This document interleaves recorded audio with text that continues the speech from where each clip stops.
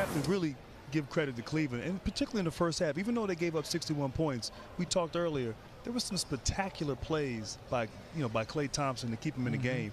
But the defense overall was night and day from game 4. Cleveland just getting out, making life difficult.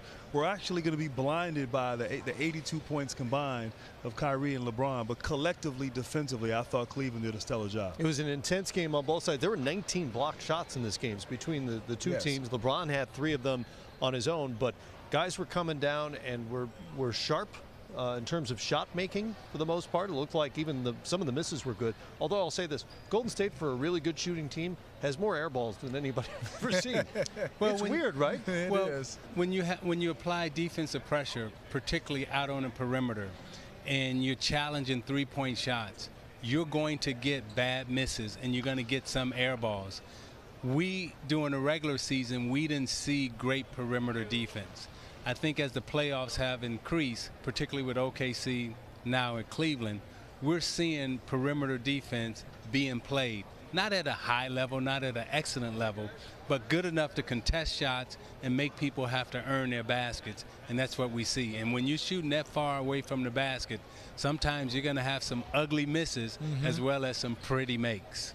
Both teams will probably look back at the Warriors' possessions and see a few missed shots that they might not count on moving forward. In terms of, if you're Cleveland, you're probably thinking you dodged some bullets here. Well, they did dodge some bullets. Obviously, what Isaiah said was right. I mean, Cleveland made Golden State a little uncomfortable. They got in their space, forcing right here Klay Thompson to take an ill-advised shot.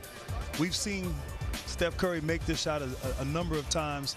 He missed that there. And then Harrison Barnes, Smitty, I mean, he had 2 or 3 open looks. They were just letting him shoot, and he made those shots earlier. We've seen Steph Curry make this shot.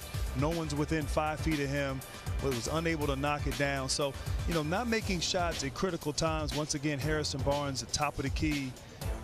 Matt, they may have dodged a bullet a little bit here. Those were shots that we're accustomed to seeing. But, hey, it's a make or miss league.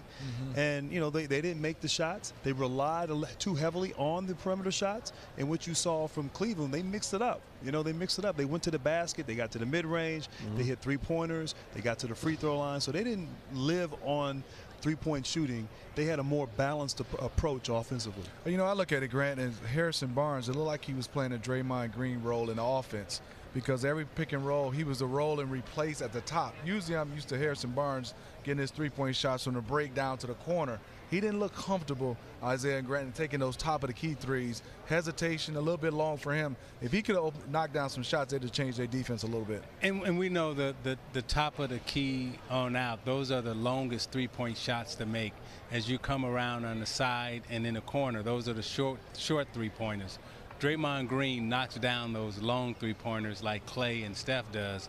Everyone else kind of struggles from that distance.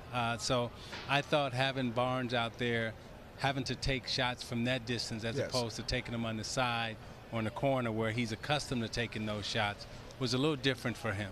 Barnes had a miserable night. 2 of 14 from the field, just 1 of 6 from the three-point line.